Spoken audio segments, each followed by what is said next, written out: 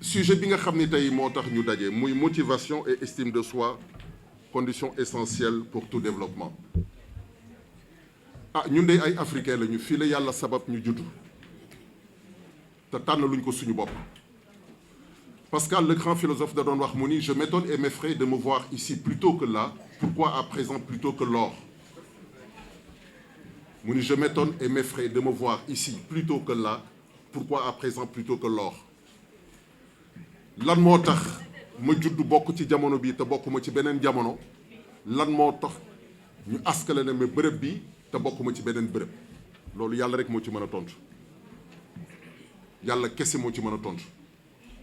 parce que il faut que ñu ràññeete li nga xam ni nit moom la moomal boppam yàlla cër ko ak li nga xam ni yàlla ci boppam moo ko téyel boppam te du ko mës a jox kenn. dinaa si joxe benn misaal bu gàtt rek. gis nga béykat bi nga xam ni dafa janoog toolam muy noor décor bi am kër ga sàq ma daanaka presque dara desatu fa. bu sañoon léegi mu taw léegi mu ji léegi mu màgg léegi mu deqi léegi yóbbu ci njabootam, waaye mënu ko ndax dafa am lu yàlla téyel boppam loo xam ni joxu ko moom. lu mu ko bëgg ci biir xolam yàlla moom tawam mooy seet jamono bu mu koy wàccee. su ko wàccee nag moom foofu lay yem. affaire bi soo koy xool dafa mel ni théâtre ku nekk da ngay jouer sa rôle. dinaa wax nag nit naka la yàlla moomee lépp far, waaye aussi naka la jëlee affaire yi mu nekk une illusion boo xam ni dafay parfois jox nit impression que moom la fekk du moom. yàlla su tawee ba pare ba suuf si tooy moom du jël pepp ma nga dencoon dem di la ko dugalal ci suuf. yow nag yaay jël pepp mi nga dencoon muy jiwu nga waaxu ba tool ba xar suuf si def ko ci. waaye boo ko ci xasee def sa rôle jeex na, da ngay duggaat en coulisse. xam nga lu tax? parce que mënoo saxal. yàlla moo mën a saxal. soo delloo sa kër da ngay ñaan dong mu sax ndax mën naa yàqu. mais yàlla nag ci biir saxal boobu mu dëxañ ci leneen loo xam ni wala yeneen yoo xam ni yu doy waar. bi ci njëkk mooy ginnaaw ba mu ko saxalee la nga defoon ci suuf si dana ko delloo ci askanam, maanaam dugub nga defar nga sànni ci suuf si dana ko delloo ca dugub. bu dee mboq mu delloo ko ca mboq, bu dee leneen mu delloo ko ca loola. yàlla rek a mën loolu, nit mënul loolu. mu dëxañ ci beneen mystère aussi. àndaaru gerte nga amoon ji ko bis boo koy jël si ay saret lay doon. yàlla rek a am capacité ful mbir ba mu toll noonu. mais nag dana la mayaat nga dugg rol bu ko neexee roosewaat tegaat ci naaj di ko màggal mu dem ba palpali. su demee ba palpali mu la génnaatal sa kër nag demal gubi, moom du la gubal de. moo tax gis nga azaka bi ñuy wax nekk lu am solo parce que yàlla moo la fulal loolu ba mu dem ba sakkan ba bari su la nee génnee ci jël ci jox ku mënul nga war cee farlu. kon soo xoolee ba ci biir théâtre boobu noonu rôle bi ci ëpp doole suñu borom la. waa ji jóge fële di sa xarit fekk sa tool naat lool mu ni la oh yaay jàmbaar oh vraiment jàmbaar nga quoi sa tool bi ma nga lay nax. yàlla mooy jàmbaar. yàlla mooy jàmbaar ba pare cër boobu ba sax mu la jox nga xam ni yow yaa dem jiwi mu jël beneen cër ni la demal gubi demal jaayi jariñoo daawul ba tiku nag far moom lépp ndax sago ba nga am kàttan nga am wér ga nga am lépp mi ngi ci loxo yàlla. bu ko neexee mu xañ la ko doo mën ci loolu lépp. kon ku moom lépp yàlla moom lépp. kon nag yàlla suñu tànnalee Afrique indi ñu fi bàyyiwuñu de question bi ñuy posé wu mooy Afrique mais lan moo tax mu nekk moom li mu doon daanaka réew yépp dem moom mu nekk fi mu nekk rek ba bañ na ba même dans les revues de presse internationales très souvent c'est de manière épisodique ou j'allais dire très légère que la ñuy effleurer le continent africain comme si ñun en fait on ne représentait rien du tout. Tout le monde connaît le regard dépréciatif que les autres ont vis-à-vis de nous.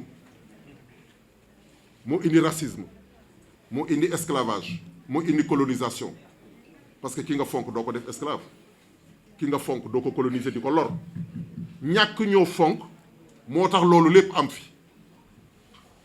waaw kon Afrique mais su fekkee yàlla ci boppam mooy dogal sàkk ñu cëral ñu Afrique bii te ñun mënuñoo dem te la ñuy tuddee dem dëggantaan mais war nañu posé wu question nag dëggantaan ba xam lu ko waral ndax yàlla en réalité farul fenn la preuve c'est que amul kenn koo xam ni ku mu tëf li ci sa nopp ni la nangam ngay tudd amul kenn benn xeet boo xam ne daf lay désigner ni la nangam nga xamul kenn nit la xam al ins kon ñépp la yemale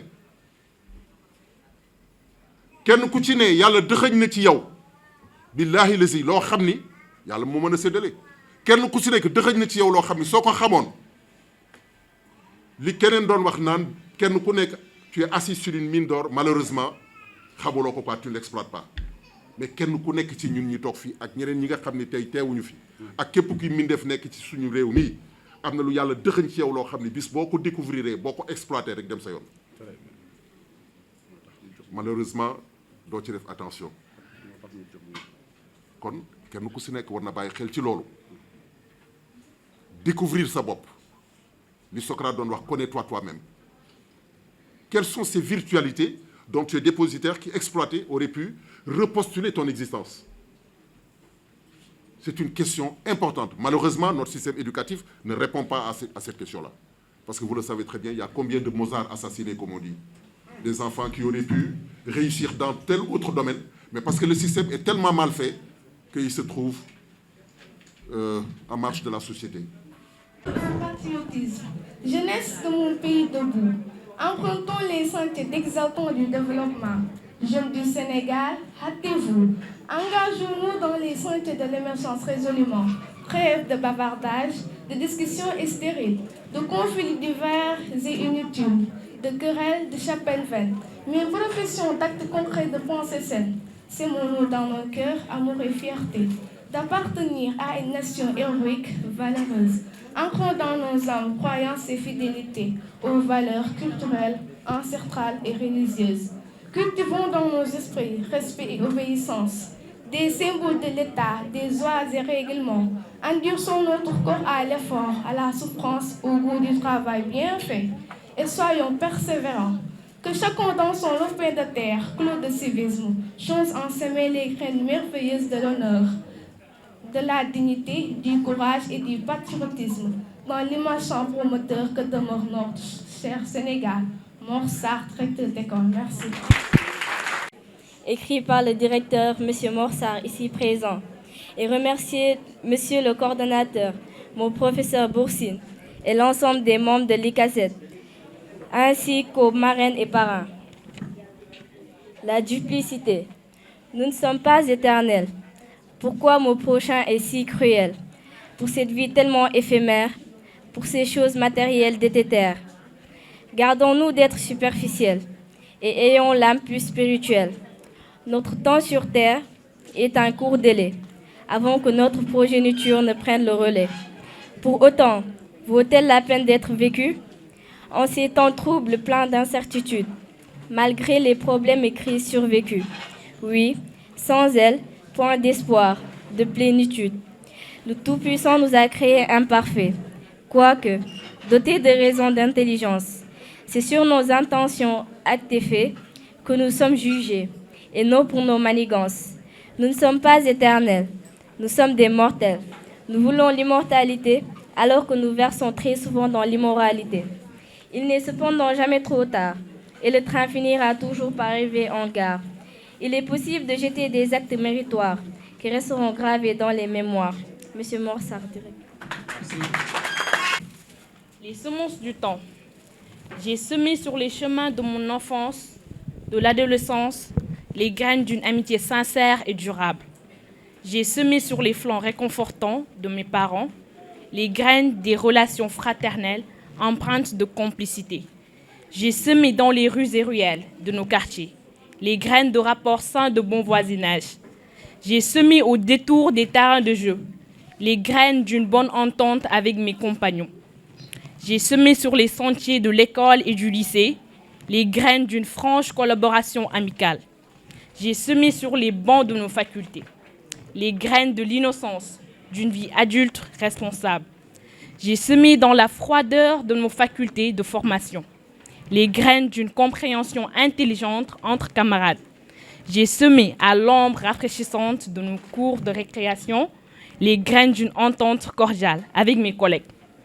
J'ai semé à l'heure d'assumer des postes de responsabilité les graines d'un climat de travail apaisé entre collaborateurs. J'ai semé dans les secrets de mon foyer accueillant les graines d'un lien de confiance et de respect envers mes enfants. J'ai semé dans l'intimité de ma vie conjugale les graines d'un attachement profond à l'égard de mes épouses. Et j'ai arrosé le tout dans les chantiers pénibles de la vie, avec mes sueurs, joies et peines, malheurs et douleurs. Aujourd'hui, comme par enchantement, par la grâce de Dieu, je me détecte des fruits au goût, variés et savoureux, récoltés à la suite de longues années de patience et de souffrance. Puisse le Tout-Puissant accorde encore santé pour entretenir l'espérance. Je vous remercie pour votre aimable attention. Élève en classe de 4e au lycée du 3e millénaire des pédagogues à Dakar, je m'en vais à présenter l'un des poèmes intitulés « Le service public ». C'est un poème extrêmement émouvant, vu la situation relatée par mon cher père, le directeur Mor Sarr.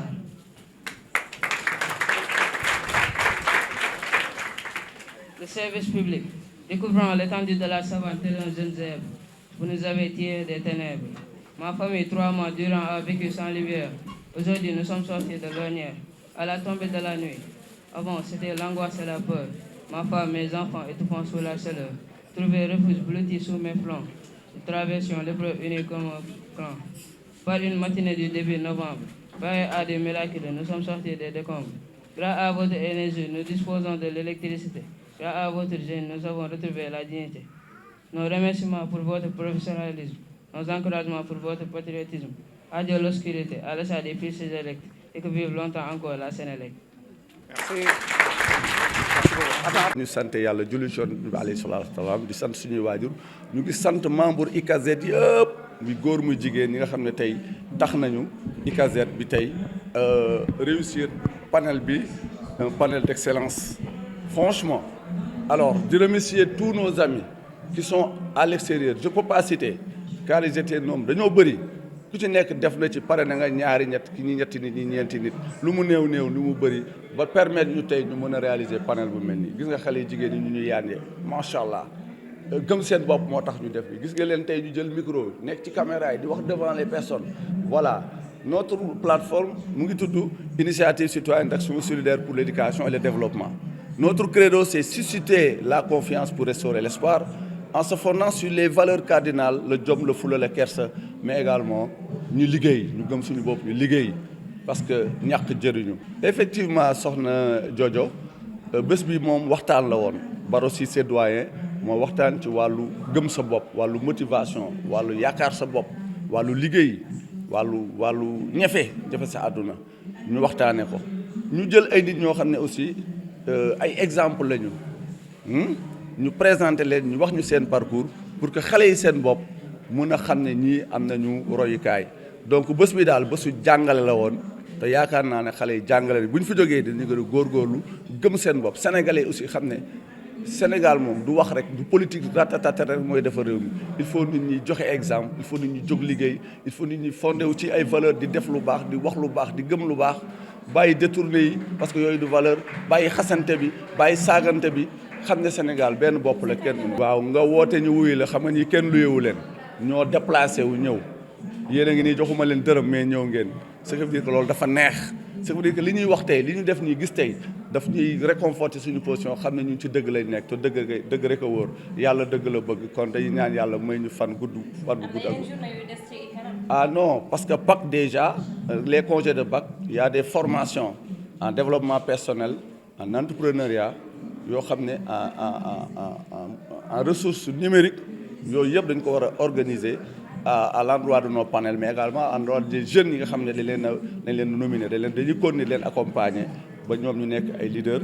Grandes vacances aussi on a beaucoup d'activités de formation yoo xam ne dañ koy def pour accompagner les jeunes à avoir une formation un métier des compétences opérationnelles pour mën a vraiment jëriñ seen bopp jëriñ seen réew maa ngi leen di sant di leen gërëm merci.